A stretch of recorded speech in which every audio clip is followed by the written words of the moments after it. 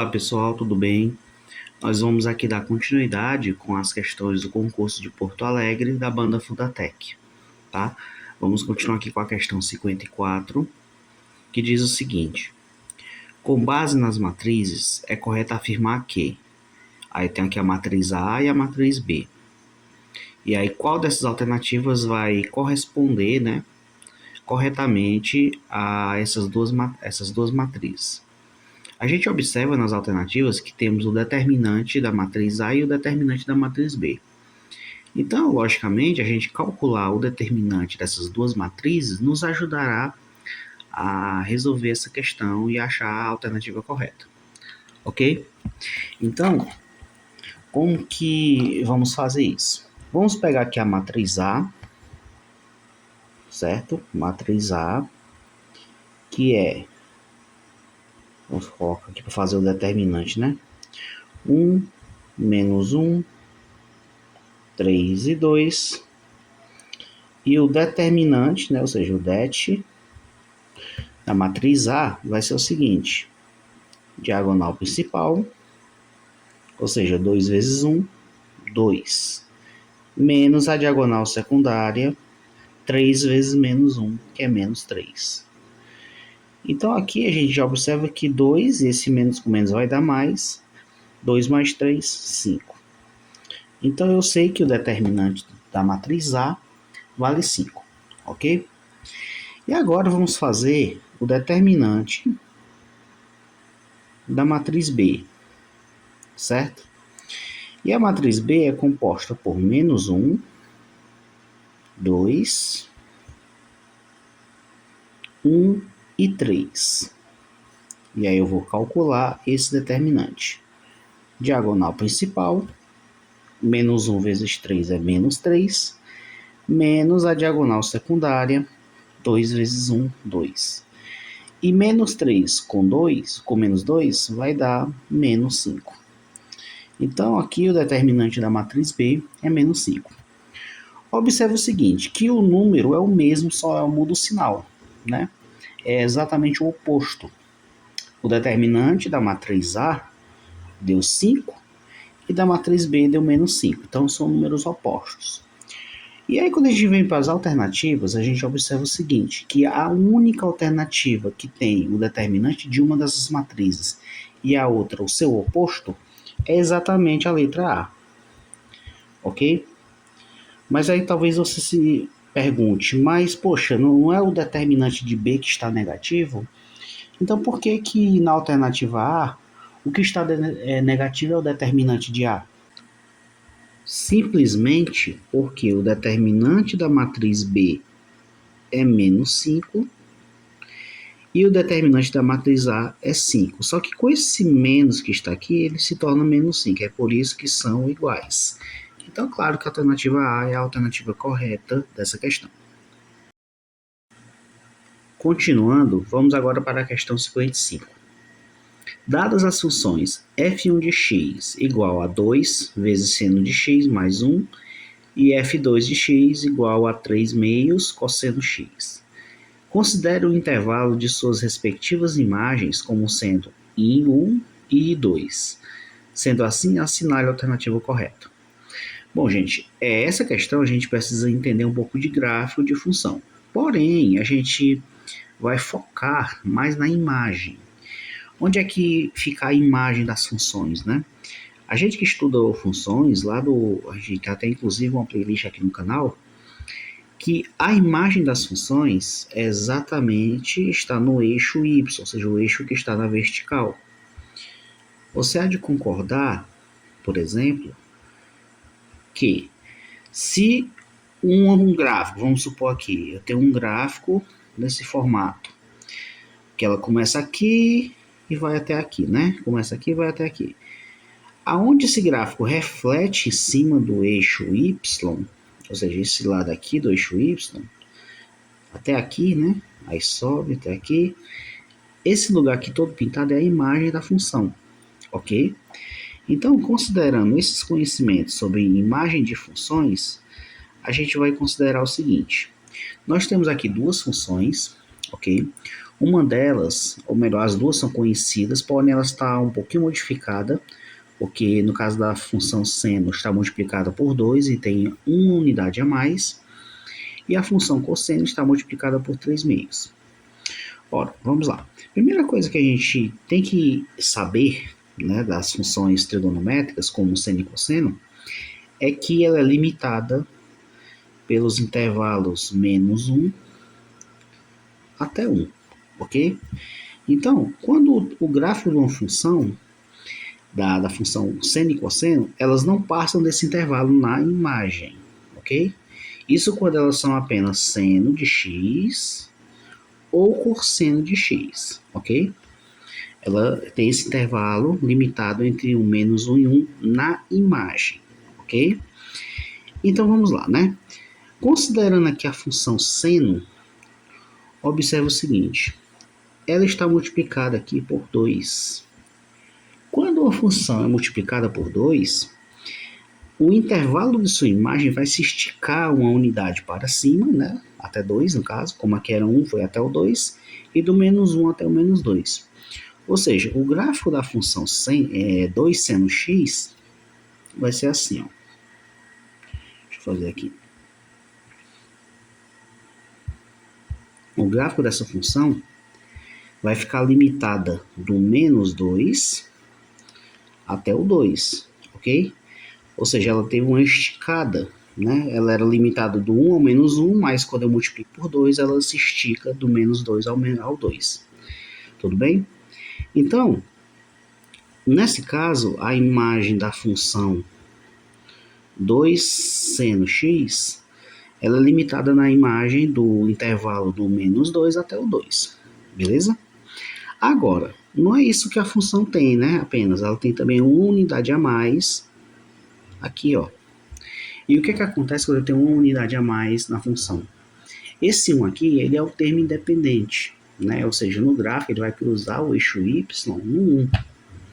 E aí o que acontece quando tem uma unidade a mais ou unidade a menos, né? A função, o gráfico da função, ele se desloca, no caso aqui, ele vai se deslocar uma unidade para cima. Se fosse lá mais 2, iria subir 2 unidades para cima. Se fosse mais 5, 5 unidades para cima, certo? E no caso, se fosse menos, seria -1, por exemplo, uma unidade para baixo, -2, 2 unidades para baixo e por aí vai. Eu vou mostrar no GeoGebra como é que isso funciona.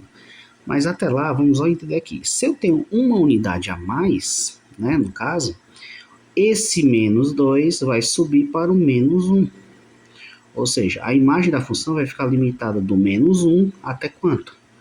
Aí eu subo uma unidade aqui para cima até o 3. Então vai ficar até o 3 no intervalo. A imagem da função 2 seno x mais 1 é limitada dentro desse intervalo. Beleza? Para vocês verem que eu não estou falando da boca para fora, eu vou usar aqui o GeoGebra para mostrar isso. Eu vou escrever aqui primeiramente a função seno x, tá? E aí vocês vão ver como é que é o gráfico dela. Olha só, vou dar aqui uma aproximada, né? Para vocês entenderem. Olha só a imagem da função. Ela está limitada até o 1 e o mínimo até o -1, certo? Se eu, por exemplo, multiplicar essa função por 2, a função ela vai esticar. Observe lá o gráfico. Ó. Ele esticou, olha aqui para essa ponta, ó, está na imagem do 2, né, no eixo y, e aqui o ponto mínimo no -2. Ou seja, ele esticou uma unidade para cima e uma unidade para baixo, né? E agora, se eu quiser acrescentar mais 1 aqui na função, a função vai subir para cima. Observe, subiu uma unidade para cima. O mínimo agora está em -1 e o máximo está em 3, conforme você vê ali. Tá? Então, voltando aqui para a questão, a função 2 seno x mais 1 ela é limitada do -1 até o 3, beleza? Então, guardando essa informação, vamos observar agora a função cosseno, né? Que aqui no caso é a minha função 2. A função cosseno, só o cosseno mesmo, tem o mesmo intervalo de imagem do que o seno, ou seja, do 1 menos 1 até 1. Porém, aqui ele está multiplicado por 3 meios. E 3 meios, você há de concordar, que é a mesma coisa que 1 meio. Ou seja, como é que seria a parte do gráfico, né, da imagem, da função cosseno, de 3 meios cosseno, né, cosseno x.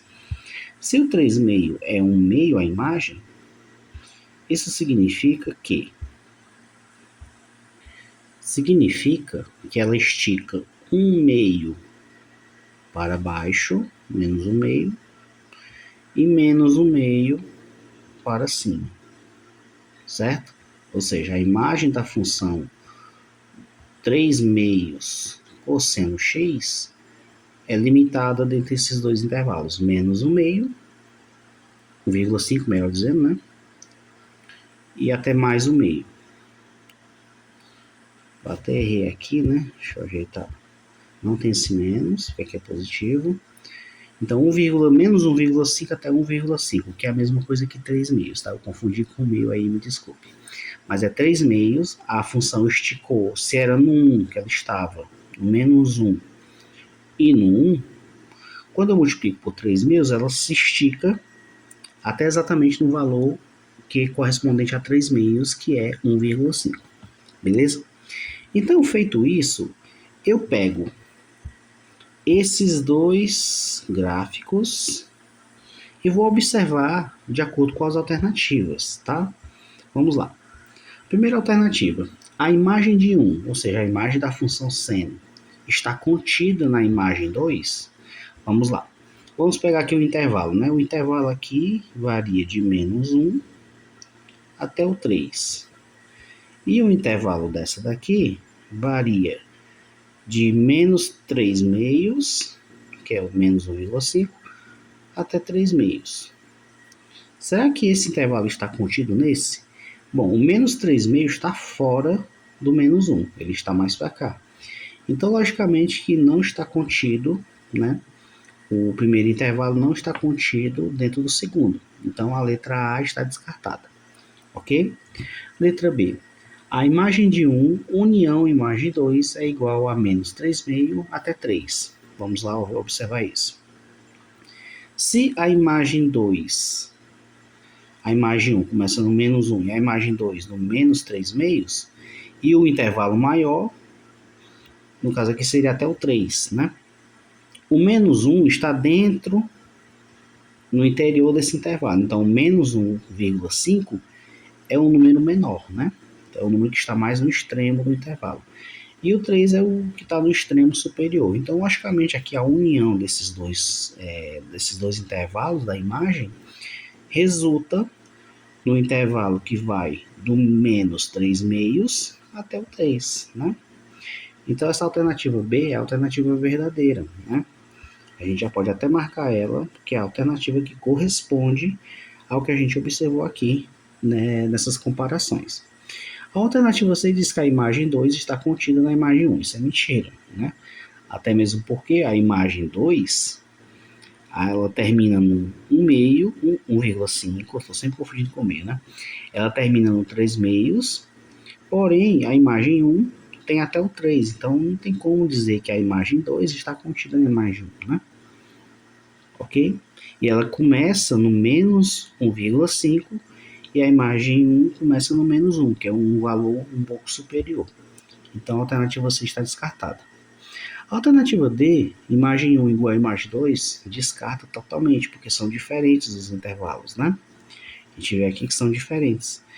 E a letra E também está errada, porque se nenhuma das alternativas anteriores está correta, a letra B deveria estar errada, o que não é verdade. Ok? Então, essa foi a resolução dessa questão 55.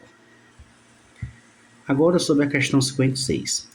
Considere duas retas no plano cartesiano dadas por R, AX mais 2y igual a 1 e S, x menos 2AY igual a 4, com A pertencente ao conjunto dos reais. É correto afirmar que os valores de A, tais que as retas não se intersectam, são dados por. Então vamos descobrir aqui quais são os valores de A e perceber se eles vão se intersectar. Para que eles se intersectem, para isso ocorrer, elas precisam ser retas paralelas distintas, mas com o mesmo coeficiente angular, tá? Para que elas não se intersectem, é preciso que as retas sejam paralelas, só que diferentes, porém com o mesmo coeficiente angular. Então vamos determinar como que isso vai ser, né? Vamos pegar aqui, por exemplo, a reta R, que foi dada por, né? Foi dada por AX mais 2y igual a 1, ok? Então, logicamente, eu vou isolar o y a fim de encontrar o valor do coeficiente angular dessa reta. Então, vamos lá, deixar aqui o 2y sozinho, igual o AX, vai passar para lá, menos AX, e mais aquele 1 que já está ali, beleza? Então, isolando o y é igual a menos AX dividido por 2, esse 2 vai passar dividindo, mais 1 também dividido por 2. Então, nesse caso, eu vou observar que o coeficiente angular dessa reta, ou seja, o m, né, é menos a sobre 2. Beleza? Vamos guardar essa informação. Agora, nós vamos pegar a reta S, só separar aqui, né? Vamos pegar a reta S, que foi, vamos ver aqui, qual foi a reta S? X menos 2AY igual a 4, né? E aí é o mesmo lance, vamos isolar o y, vamos deixar ele quietinho, assim, menos 2AY igual, o x passa para lá, menos x mais 4, ok? E aí, isolando o y, é igual a menos x dividido por menos 2a, mais 4 dividido por menos 2a. Agora eu vou organizar isso aqui, né? Isso aqui vai ser y igual a x, menos com menos vai dar mais, né? X sobre 2a. E aí, mais com menos vai dar menos. 4 dividido por 2 vai dar 2. E aqui 2a. Observe que o coeficiente angular dessa reta é 1 sobre 2a. Ok? Porque aqui tem um subentendido, né? E o coeficiente angular é sempre quem acompanha x. Por isso aqui deu 1 sobre 2a. E aqui deu menos a sobre 2, que é o que estão acompanhando aqui a variável x. Agora, a condição para que eles não se intersectam, essas duas retas, é que esses dois coeficientes angulares aqui precisam ser iguais. É a condição. Ou seja, o m de R tem que ser igual ao m de S. Então, vamos igualar esses dois valores que a gente encontrou, né? Ou seja, se o m de R deu menos a sobre 2 e o m de S deu 1 sobre 2a, eu vou tentar agora descobrir, né, quanto é que vale, como é que se isso vai funcionar, né? Então, se eu cheguei até aqui, eu posso fazer a multiplicação produto do meio pelos extremos. Isso aqui vai ficar menos 2a ao quadrado igual 2 vezes 1, 2. Então, aqui a ao quadrado é igual a 2 dividido por menos 2. Ou seja, a ao quadrado é igual a menos 1. Agora, observe o seguinte. Isso daqui está correto? Bom, dentro do conjunto dos reais, todo número elevado a um expoente par será sempre positivo. Então, nesse caso aqui, está dando um número negativo. Então, aqui não existe o valor real para A, de modo que A ao quadrado seja menos 1. Então, o que a gente vai fazer aqui nas alternativas? A gente vai marcar a alternativa que, no caso, não existe valores, olha só, a alternativa é, não existe valores de A tais que as retas não se interseccionam. Porque ela vai se intersectar em algum momento, tá bom? Então, concluindo aqui essa questão 56.